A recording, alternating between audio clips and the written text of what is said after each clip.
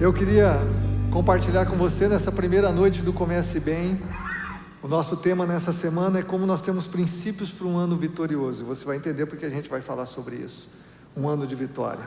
Eu quero ler com você o texto de Hebreus capítulo 12, se você quiser ir abrir a Bíblia no seu smartphone ou no seu papel, na Bíblia física, ou o texto está aqui também na projeção. E o texto da palavra de Deus em Hebreus 12, verso 1 a 3 diz o seguinte: portanto também nós, uma vez que estamos rodeados por tão grande nuvem de testemunhas, livremo-nos de tudo que nos atrapalha e do pecado que nos envolve, e corramos com perseverança a corrida que nos é proposta, tendo os olhos fitos em Jesus, autor e consumador da nossa fé. Ele, pela alegria que lhe fora proposta, suportou a cruz, desprezando a vergonha, e assentou-se à direita do trono de Deus. Observa essa frase. Onde é que Jesus se assentou? À direita do trono de Deus. Posição de poder, de autoridade. Por isso o nome dele está acima de todo nome. O nome de Jesus é o nome mais poderoso que existe. Por quê? Porque ele venceu. Por isso, nesse texto, eu quero ver com você princípios para um ano vitorioso, porque o que nós temos aqui é um quadro de vitória.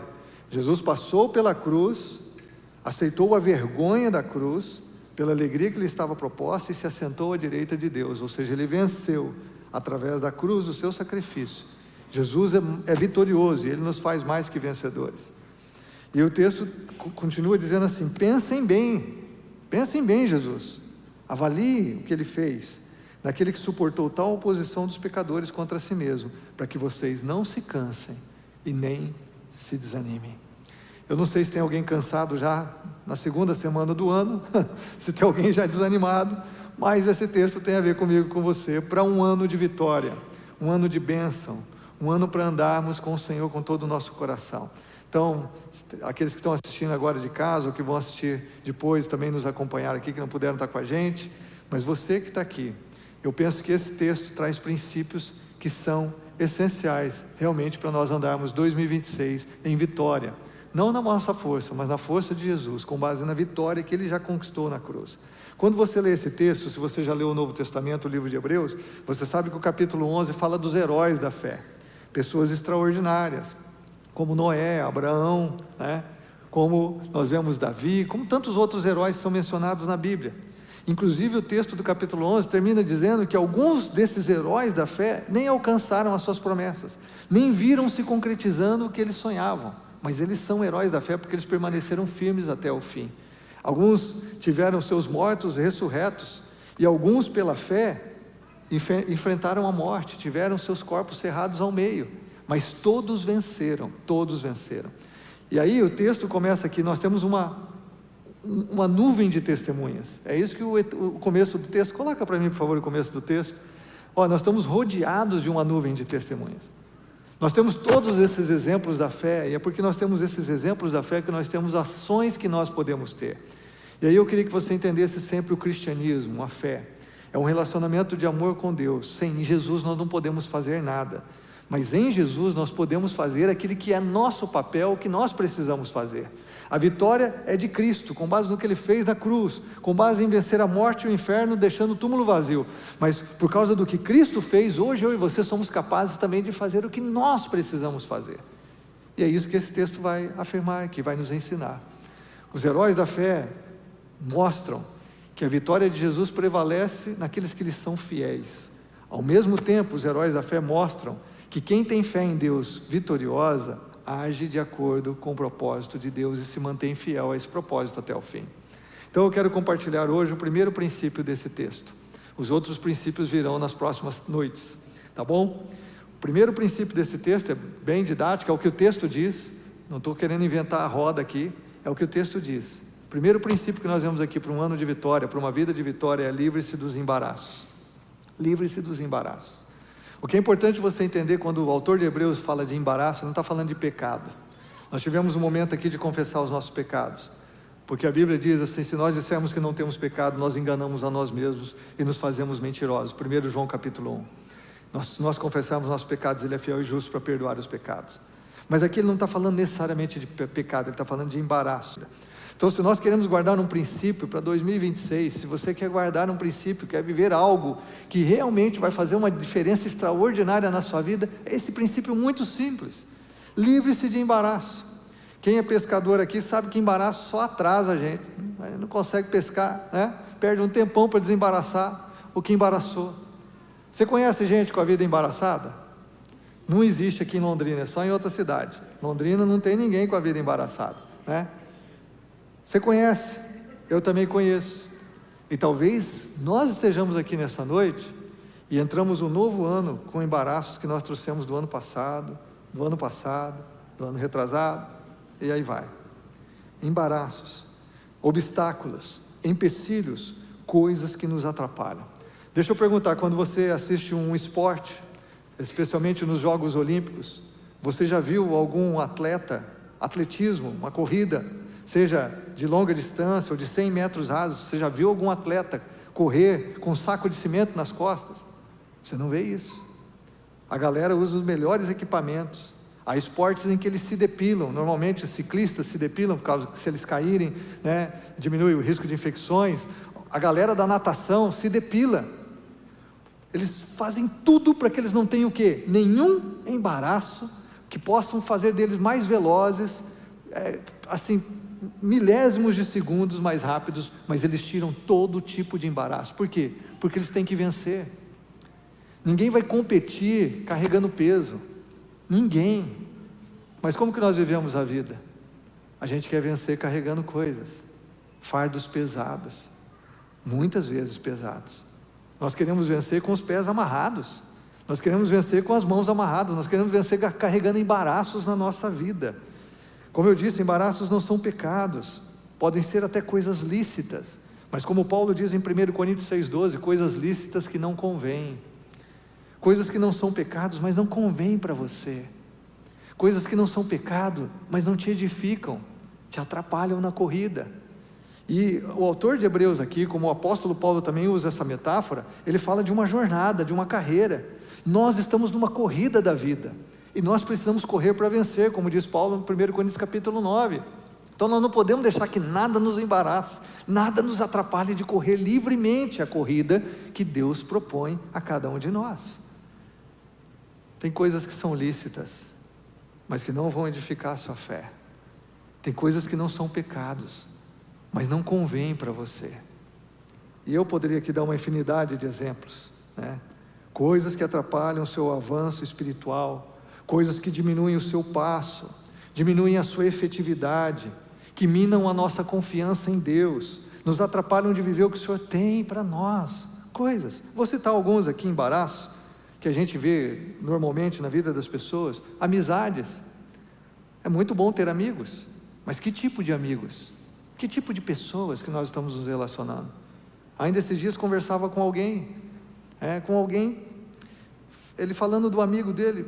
Rapaz, a gente pode e a gente deve se relacionar com quem não conhece Jesus, a gente tem que compartilhar o amor de Deus com as pessoas, mas eu tenho que ver em que nível esse relacionamento que eu tenho, eu estou influenciando ou sendo influenciado, eu estou abençoando ou eu estou realmente deixando de fazer algo que me convém e que me edifica, ou deixando que essa amizade não seja conveniente para a minha fé, não esteja mais edificando o meu coração. Nós temos que cuidar. Alguns de nós temos amizades que nos atrapalham, porque tem gente que atrapalha, tem gente pessimista, tem gente crítica, tem gente tóxica, tem gente que é ácida, tem gente que é vampiro emocional, que suga a sua energia. Então, é errado a gente ter relacionamento com alguém? Não, não é errado, é lícito, mas a pergunta é, convém? Está me edificando? Eu estou podendo abençoar essa pessoa? Porque eu, como pastor, irmãos, eu vejo tanta gente sendo destruída por conta de amizades, algo lícito, mas que muitas vezes não convém. Hábitos, que hábitos são empecilhos, embaraços na nossa vida? Dormir demais, assistir muita TV, muito tempo nas mídias sociais, uso da internet. Que hábitos que eu já entro em 2026 repetindo o que eu fiz em 2025, coisas que me atrapalham de avançar. não é só na vida espiritual, avançar no meu casamento, avançar no meu crescimento intelectual, avançar na minha vida profissional. Que coisas que eu estou amarrado, embaraçado. E às vezes tem gente que fala assim, não, é o diabo que está amarrando, pastor, está amarrado, não é para o diabo. Às vezes não tem nada a ver com o diabo, só tem a ver com a minha atitude, com a sua atitude em relação a coisas que estão impedindo a gente de correr, de vencer. Fraquezas emocionais. Alguns de nós já entramos em 2026 com mágoas, com ressentimentos, com coisas que estamos carregando, que são pesadas para nós, preocupações, autopiedade, ansiedades. A ansiedade tem um nível que não é pecado, todos nós lidamos com ansiedade, mas existe um nível que é pecado. Mas muitas vezes nós estamos carregando tudo isso, embaraços, debilidades físicas, falta de disciplina com a saúde, com o corpo, com cuidado, porque a gente cuidar da vida física, também estamos cuidando da vida espiritual, somos seres integrais. Eu sempre me lembro da história de Paulo, lá em Atos capítulo 27, se você já leu esse texto, Paulo sofre um naufrágio, quando ele está sendo levado preso a Roma, e sabe o que é interessante quando a tempestade vem? Quando ela se torna muito dura, já no primeiro dia, toda a tripulação alivia a carga do navio. Alivia a carga do navio. Aprenda uma coisa, quando a gente está passando momentos difíceis, a gente alivia a carga, a gente fica mais leve, para poder atravessar a tempestade.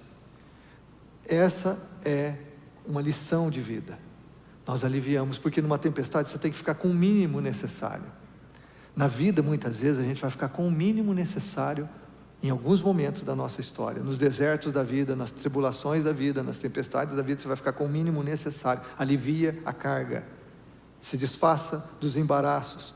Quando nós vemos lá em Atos 27, 18, acho que o texto está ali, no dia seguinte que a tempestade começou, sendo violentamente castigados, eles começaram a lançar fora a carga. Vamos tirar a carga, vamos ficar mais leve para enfrentar essa tempestade. Então, se é uma lição que a gente tem para 2026 vamos correr livres, vamos avançar no propósito que Deus tem, vamos avançar nas áreas da nossa vida, tirando os embaraços, e Deus é que tem que particularizar no seu coração, é você que tem que olhar agora diante de Deus, Deus, o que está me impedindo de crescer na fé, o que está me impedindo realmente de construir uma vida estável, o que está me impedindo de viver a Tua vontade, que é boa, agradável e perfeita para mim, o que está me impedindo de servir o Senhor com alegria, o que está me impedindo de desenvolver o meu ministério, o que está me impedindo de desenvolver meu casamento, a minha família, um bom relacionamento com os meus filhos, que embaraços que estão aqui, amarrando os meus pés, impedindo de correr, porque nós somos chamados para correr, para vencer. Que cargas que eu estou carregando? Às vezes a gente tem que lembrar que menos é mais, menos carga emocional, menos dívidas, menos compromissos financeiros. A gente está querendo viver a vida cheia de carga, tem gente que não consegue viver aliviado, não consegue viver leve, está sempre cheio de cargas.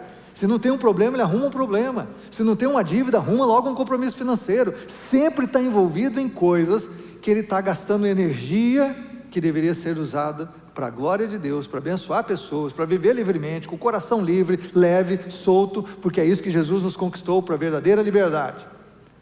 Mas a gente vai carregando fardos, a gente esquece que menos é mais, menos carga emocional, menos compromissos financeiros, menos problemas de relacionamento. Às vezes arrumamos problemas nos nossos relacionamentos. Seja mais leve, perdoe mais, ame mais, seja menos crítico, manifeste a graça, viva uma vida mais leve, menos hábitos ruins, menos pensamentos maus, menos atitudes ruins para com você mesmo, para com as pessoas à sua volta, com a sua família, em relação àquelas pessoas que trabalham com você, menos. Voltando aqui para Hebreus 12, como que a gente pode se livrar desses embaraços? Porque a Bíblia está dizendo aqui, que nós temos testemunhas extraordinárias, pessoas como eu e você, os heróis da fé ali pecaram, tiveram áreas de fragilidade. Abraão pecou, Noé pecou, Davi pecou, mas são heróis da fé.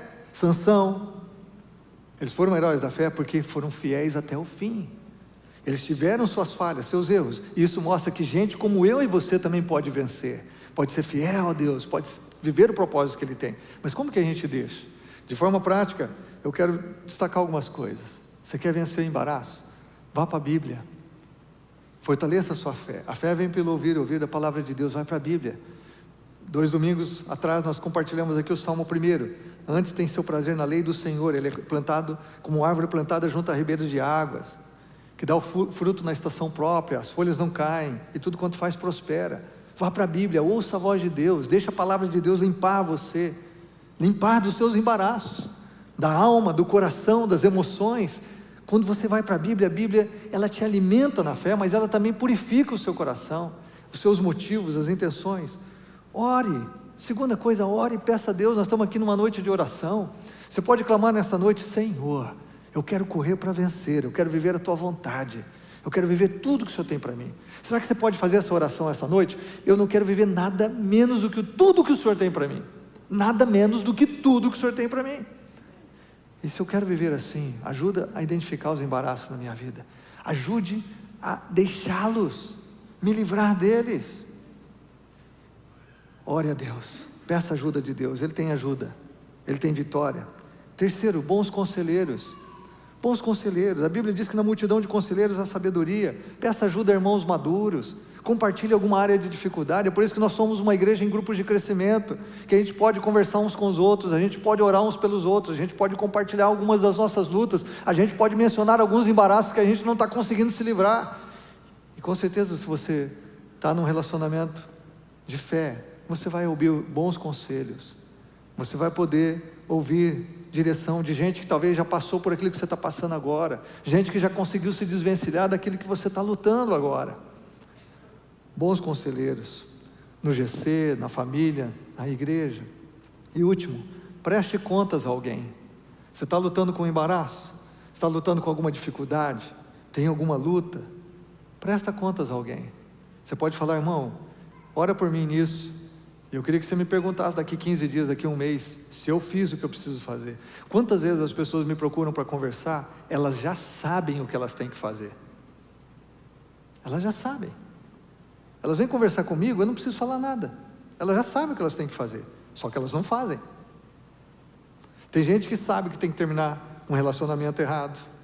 Tem gente que sabe que tem que lidar com o problema da empresa.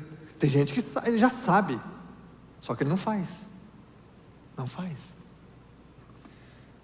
Eu acho, irmãos e amigos, se nós queremos ter um ano de verdade, nós precisamos enfrentar a realidade e não fugir, porque quando a gente foge do embaraço, maior se torna o embaraço.